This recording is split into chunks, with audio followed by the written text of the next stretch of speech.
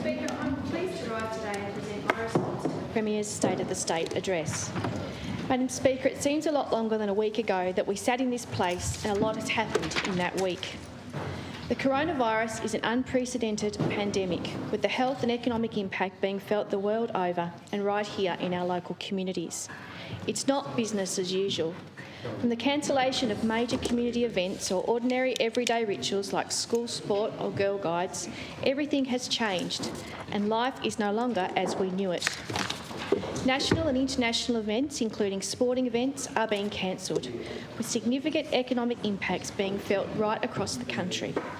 There is also major concerns about whether or not we should be sending our children to school. Parents and educators need concise and considered information. If and when our schools close over the next weeks, ample information and notice needs to be given to the Tasmanian public to ensure that educators, parents and carers and employers have time to plan for this huge disruption. Expert advice suggests, and the experiences of other countries around the world, is that we cannot prepare for this, and it is never too early to act. In fact, the earlier the better is the current advice of many experts the world over. We need to be guided by the experts. There are members of our community who are gripped with panic. There are some who are not, but quite rightly, most are confused about what they should or shouldn't be doing as we watch the scenes of the emergency situations evolving overseas and take in the constant rolling media coverage. It's all-consuming. This is frightening for people, and with a number of mediums, including social media, available for people to get information, it is very important that clear and concise information and directives are provided by government through a variety of mediums. A clear, concise and targeted communication strategy from the federal government has been missing in action. The more information provided will assist with alleviating the anxiety and fear. People want fulsome information and a clear understanding of the actions being taken to mitigate risk and keep our communities well and our businesses afloat. They want to understand the seriousness and they want to be able to plan accordingly. Withholding information fosters distrust and fear, and the responses we are seeing locally in our communities demonstrate this. Our activities of daily living are being disrupted, including our weekly trip to the supermarket, where our shelves are empty and customers are fighting over toilet rolls. Our retail workers are being abused, and I want to put on the record today my thanks to them for the work that they are doing in our local communities. Thanks. Our culture and social mores and customs, such as the simple act of shaking hands or embracing one another in a hug, are also being questioned, and this change feels wrong and is very confronting. Media outlets themselves are facing the threat of closure and will need to prepare for this as it becomes challenging to share up-to-date information.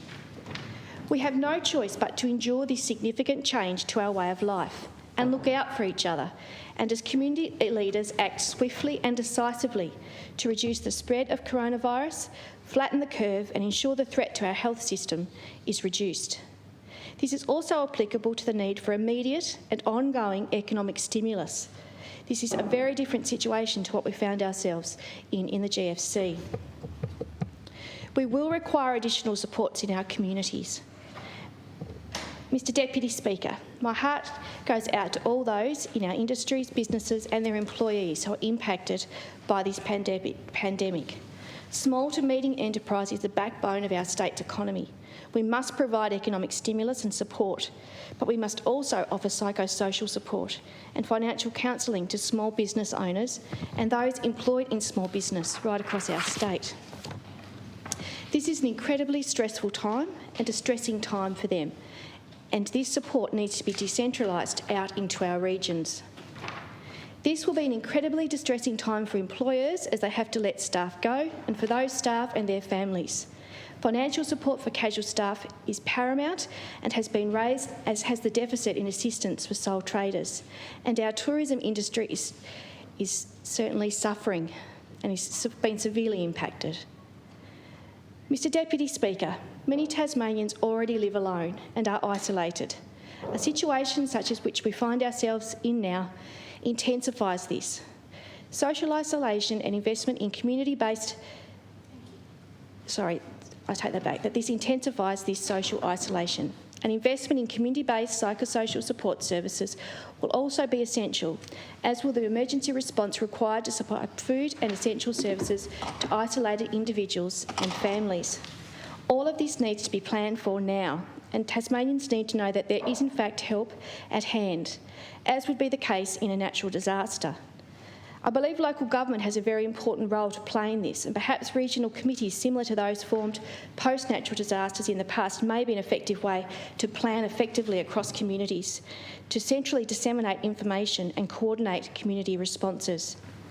Due to social distancing, this would mean this would be a virtual or telephone meetings, and these meetings would importantly include agencies working together with local government, state emergency services and community service organisations to plan for providing supplies to those in isolation and the closure of non-essential services. Our response may vary across the regions. Each level of government has a role to play, as do the opposition parties, and we have stated clearly our intentions to work collaboratively with the government for the good of all Tasmanians and indeed our country. We need plans for quarantine facilities, and we have offered some suggestions regarding using hotels, and there is also some merit in local government facilities being used around the state. Our most vulnerable, our elderly, our immunocompromised, but importantly, all age groups will not be unaffected by this. Greater financial support for those self-isolating and unable to attend work is needed, as is a greater resource in our healthcare system. We need increased investment in PPE for our frontline workers and health workers, and investment in increased testing no matter where you live around Tasmania, and we know that this has been successful in other countries. I extend my heartfelt thanks to all those working in our already compromised health system and our primary healthcare setting. Mr Deputy Speaker, the new Premier stated that his government would be a compassionate government. The current uncertain times in our community present no more important time than now for compassionate leadership. Compassionate leadership that instills trust and shares information from experts with our communities. We should be looking out for each other, not fighting over toilet roll, and spreading kindness, not fear. We will get through this, but we have to be willing to endure disruption to our daily lives, the things we enjoy for the greater good, for the health and well-being of those we love, live and work alongside, and to all those who provide care for us each day. My thoughts are with all those impacted in Tasmania currently with COVID-19 and those in self-isolation or anxiously awaiting their test results. It's a very difficult and unnerving time for us all, but we will get through it, and a whole of community and government, union, business and industry response will be required. Madam Speaker, I move now to my more broader contribution around the state of the state. That's mine. And whilst it might not seem that some of the things that I go on to talk about today are not the main priority for the state at present, they certainly are the foundation from which we start as a state to look at how we respond to the immediate threat of the coronavirus. Mr Deputy Speaker, we have a new unelected Premier. I think it would be fair to say that Will Hodgman's resignation came as a surprise to most, his colleagues included, and the fact that there was no clear succession plan was all a bit awkward. And so early in the new year, the division in the Tasmanian Liberal Party was front and centre for all to see. And others have said it was fascinating to watch unfold. I want to take this opportunity to extend my best wishes to Will Hodgman and his family and thank him for his contribution and service to Tasmania and its people. There may have been a change to the political landscape in Tasmania, but as you will see throughout my contribution today, the challenges remain for this government. Unlike the government, Tasmanian Labor remains committed to creating a better and fairer Tasmania for all. Mr Deputy Speaker, apologies, Mr Tucker. As I sat in traffic in Hobart this week, my attention was drawn to the number plate of the car in front and to a familiar phrase: Tasmania, explore the possibilities. With imagination and vision, I believe Tasmania can reach its full potential, and the possibilities are endless. Right now, though, not all Tasmanians are getting the opportunity to explore the possibilities. There is a clear dichotomy in Tasmania between the haves and the haves not. That's very important given the current circumstances that we find ourselves in. We are seeing the result of the short-term approach taken by this government, impacting on the quality of life and opportunities that we as proud Tasmanians have enjoyed for generations. Mr Deputy Speaker, Tasmania is the state of beautiful landscapes, talented people and tremendous opportunities and possibilities. We must think big, think differently and have the courage to face up to our challenges and plan together as a community for our future. This government has no long-term plan for Tasmania, no shared objectives or goals, or no insight into what is important to Tasmanians. The government and the Greens are all about politics, not Tasmanians. We know that the politics of division is not good for Tasmanians, and the Labor Party is not interested in the extreme left or extreme right. We are the party for everyday Tasmanians. We won't be drawn into wedge politics. We're clear on our priorities. We want to help Tasmanians get a job, have access to quality skills and training, make sure they can get in to see their GP when they need to, and have a roof over their head. And we recognise that 1 in 4 Tasmanian lives in poverty and that this is simply unacceptable. The government needs to recognise that the time has come that we can't continue to do the things that the way that we've always done them. And the government needs to stop throwing good money over bad. Madam Speaker, why has it taken this government 6 years to acknowledge that all Tasmanians are not benefiting from our economic prosperity, and why is compassion a priority now? During his State of the State address, the Premier stated, "The government was elected in 2014 to undertake the following: deliver a strong economy and jobs, build Tasmania's infrastructure for the 21st century, keep Tasmanians safe, invest in health and education and Tasmanians in need, act on the cost of living and protect the Tasmanian way of life." In all 6 areas, they have failed. Under delivering a strong economy and jobs, our economic position is vulnerable, and that is no more evident than as we see events unfold around the world, around the country and locally, the impact of this pandemic on our economic well-being and indeed our vulnerability. We are vulnerable to external factors. The recent fires and now the coronavirus are examples of this. Economic growth is not translating to full job creation in Tasmania, and over 70% of new jobs since 2014 have been part-time. Right now there are 46,100 Tasmanians who are either unemployed or need more hours. In my electorate of Braddon, 1,300 jobs have been lost in the past 12 months. We look at building Tasmania's infrastructure for the 21st century. You're failing to build anything from the completion of K Block, which today there's been an announcement about, I acknowledge, the mirage of the underground bus mall, the coastal pathway where I live, and the delay in the delivery of the Spirits are just a few examples of this. Keeping Tasmanians safe. Crime is at an all-time high, with horrific crimes being committed and concerns about community safety, especially in our northern communities. The demand for family violence and counselling services has tripled, and the government needs to respond with adequate funding to ensure the service can cope. The family violence and counselling service employers have been calling on the government to provide an additional $1 million in funding annually to make sure they can help some of the state's most vulnerable women and children in their time of need. How can you justify $600,000 for a consultant to tell you how to save money on the Bridgewater Bridge and not find the money required to protect vulnerable women and children? Investing in education, health and Tasmanians in need. Tasmanians are the unhealthiest, oldest, worst educated, most underemployed and most dependent on government benefits in Australia. And that's the foundation that we start from as we look to strategies to overcome the severe impacts of the coronavirus in Tasmania. All of these factors impact significantly on the health status of Tasmanians. This government has failed to invest in primary health care, allied health, and have chosen to concentrate its efforts on funding the acute care sector. I want to read an excerpt from the recent TASCOS budget priorities statement during my contribution. It says, thousands of Tasmanians can't access basic health care when they are sick. Thousands of Tasmanians cannot afford to see a general practitioner, fill a prescription or access follow-up treatment for their chronic diseases. Well over 200,000 Tasmanians have 2 or more chronic conditions. The key priority for the government in preparing the 2020-2021 state budget must be to reset access to basic health care available to Tasmanians in our communities, not just in our hospitals. In doing so, the state government would fulfil its core duty of care to Tasmanians, ease pressure on the state's hospital system and open up a wealth of federal funds to cover costs. Every time a Tasmanian who needs a GP doesn't access one, the costs are threefold for them, their community and our state. The person gets sicker, suffers more and will eventually require acute care in the long term. The person will ultimately present to the emergency department and will often require one or more potentially preventable hospitalisations, costing thousands of dollars and placing an unavoidable burden on our overcrowded hospital system. Tasmania misses out on Commonwealth dollars because a GP-directed Commonwealth-funded care plan is not set up to fund the care the person requires. Therefore, the Tasmanian health budget picks up the cost.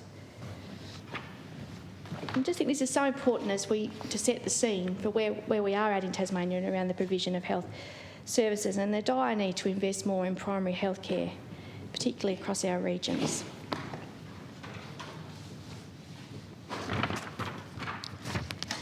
Recently, the Commissioner for Children had an op-ed in the Mercury newspaper which I thought presented some very alarming statistics around education and the wellbeing of our children and young people in Tasmania. I want to read a couple of those into Hansard under this particular criteria which the government's assessing itself against. And that is a 37% increase in the number of children and young people in out-of-home care in Tasmania since 2011.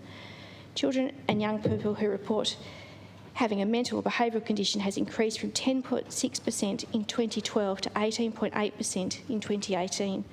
The proportion of children meeting all 21 markers on the kindergarten development check has declined year on year from 74.5% in 2013 to 67.8% in 2018. And this is a standout for me. The proportion of school leavers aged 15 to 24 who are fully engaging in education, training and employment is 48.1% in 2019 compared to 74.6% in 2015. I think that speaks for itself. The last criteria was around acting on the cost of living and protecting the Tasmanian way of life. Less and higher priced rental accommodation, increasing cost of living, sitting in traffic, unemployment, unsafe communities, overpopulated holiday spots are all threats to the Tasmanian way of life. In the words of the recent Tasmania report, the significance of economic indicators alone can cloud vision and judgment, and this is the position Tasmania finds itself in right now. Our budget position is deteriorating and we are moving towards a position of net debt, with little to show, a position we haven't been in since the last Liberal government was in power. I'd like to take some time now to examine progress made against my shadow portfolio areas, and small business is the first one, and I've spoken at length about the current situation and threat to small business owners and employees right around the state at this very moment. Labor is a strong supporter of small business and we want to do more to support small business, particularly across regional Tasmania. Whilst the government talks up business across the state, the reality is in regional areas, and particularly the retail sector in those regional areas, many small business operators are doing it really tough, and I'm afraid to say that that's only going to get worse. The recent red tape reduction update released recently was largely a cut and paste exercise by the government, and I think that really just says it all. We're working with, through our industry advisory councils and with key stakeholders around our ideas and positive plans to support small business in the future in Tasmania. And of course, over the next weeks to months to years, we'll be certainly looking very constructively to work with stakeholders in the government in the response to small business. It's absolutely paramount as we take on the uncertainty that we're seeing with the coronavirus around the state. The second shadow portfolio I want to talk about is regional development, and that is that the government is still failing to strategically invest in regional Tasmania. It talks about it a lot, but it doesn't do it. From poor access to skills and training, poor community transport services, poor access to general practice, the list goes on. We believe that local government is an important strategic partner in regional development and in addressing these issues. And I just want to put on the record that the $6 million that was allocated to the Strategic Growth Initiative, what's been achieved with that, and how many regional Tasmanians have really benefited. If we look at transport in the south, we've got congestion, we've got no progress made on the Derwent ferries, no underground bus mall, more feasibility studies on light rail, poor public transport amenities, and that's right around the state. And we have a compelling vision from the RACT that have developed a vision around transport and improvements in and around Hobart, and I would hope that the government are working very constructively with the RACT to implement some of those suggested actions within that vision articulated by RACT. In the north, there are changes to bus services which have caused significant disruption to people's daily lives, and people are concerned about it, despite the rhetoric of the government. And I know that my fellow colleagues in BAS, Michelle O'Byrne and Jennifer Houston, have been working with the local community to address some of these concerns. In the northwest, the review of services, of bus services and school bus services continues to concern people. Our changes won't be implemented until April, but I believe it will be a case of people not actually understanding the changes or having the information until they're in place. And so I've certainly will continue to offer assistance through our office in Burnie. See, the community transport scheme is another area of concern that's been raised with me, and caps on funding and therefore making it more difficult for people to access community cars, particularly in rural and regional Tasmania, to get to critical medical appointments such as dialysis. And I've written to the board of CTST about that and spoken with them at length about it, and there is a need for greater investment, particularly from the state government, into CTST. And there is a significant need for investment in public transport in the upcoming state budget. Brings me to local government, Mr Deputy Chair. And the review of the Act, which feedback from stakeholders is that seems to have stalled. There is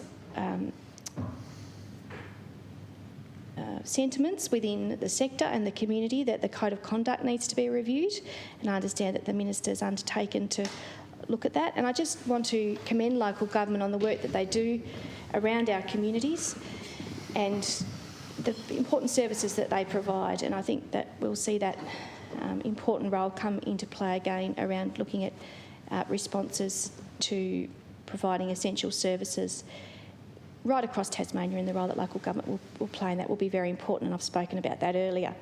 In looking at planning, there's been so much emphasis on planning being around regulation in this state for a very long time, and that we're seeing the consequences of that. The progress of the LPSs, it's unclear whether they've all been submitted yet, and there has been some significant concerns about the changes mooted in those local provision schedules by local communities. Rihanna is one that comes to mind for me, and I've met with concerned community members about that.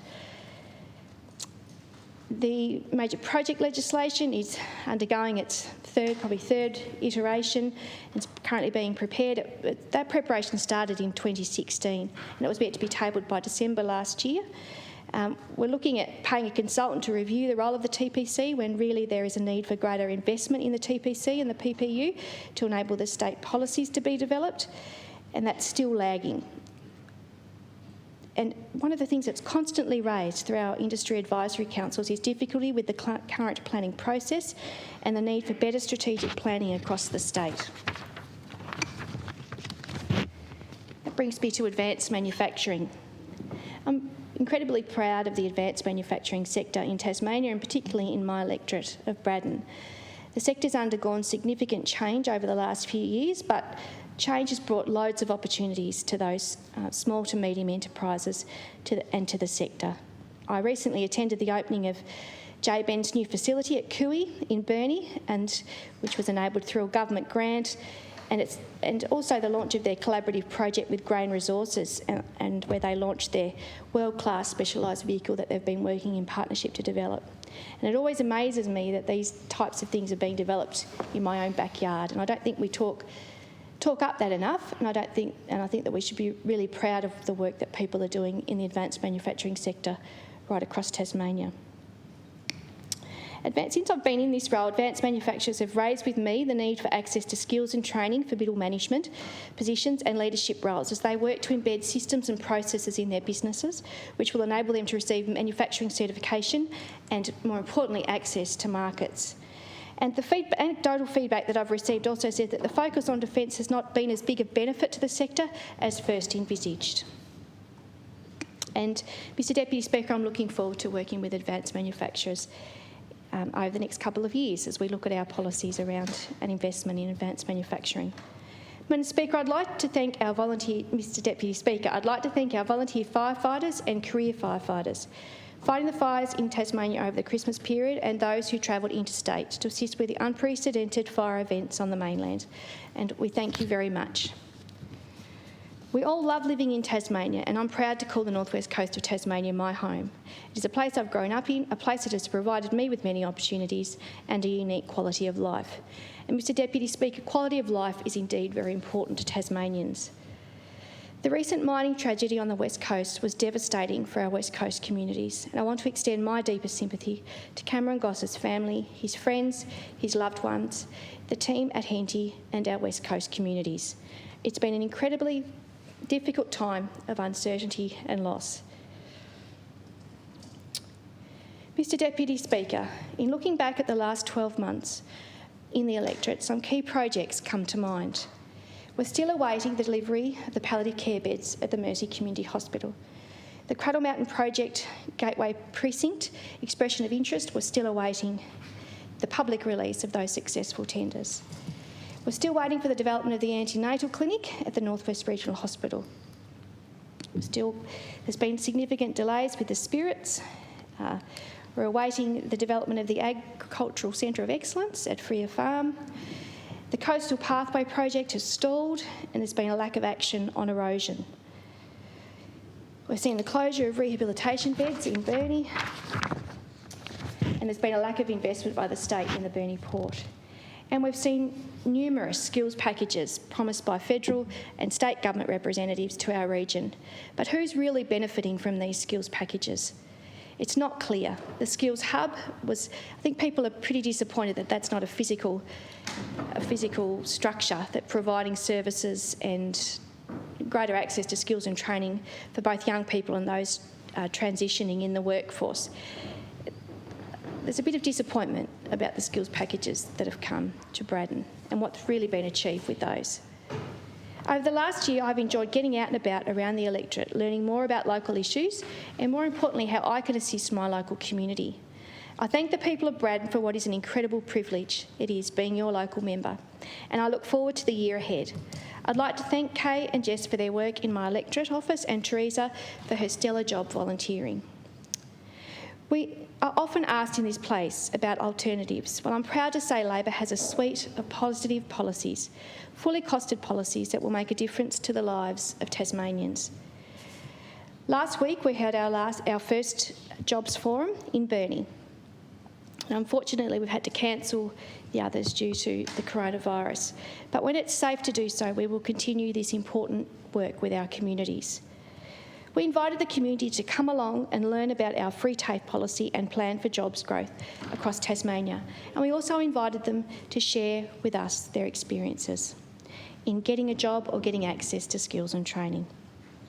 And it was a pretty frank conversation, and I thank all of those who attended and thank them for sharing their personal experiences with us. We've announced our Housing Works project, our commitment to building 490 homes and 75 apprentices.